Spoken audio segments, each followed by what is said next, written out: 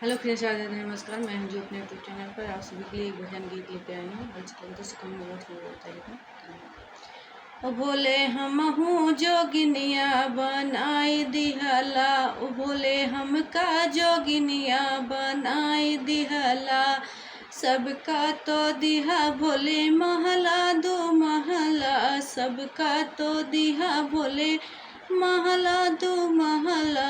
अरे हमहू झोपड़िया दिखाई देहला, भोले हमहू का झोपड़िया दिखाई देहला, भोले हमका जोगिनिया बनाई दिहला, भोले हमका जोगिनिया बनाई दिहला, सबका तो दिहा भोले बाग बगीचा, सबका तो दिहा भोले बाग बगीचा।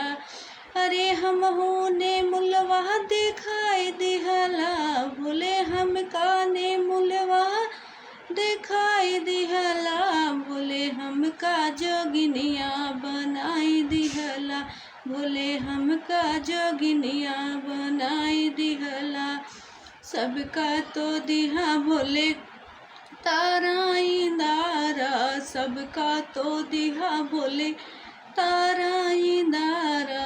अरे हमहू का टूटवा घटवा दिखाई दिहला, भोले हमहू का टूटवा घटवा दिखाई दिहला, भोले हमहू जोगिनिया बनाई दिहला, भोले हमका जोगिनिया बनाई दिहला, भोले हमका जोगिनिया बनाई दिहला।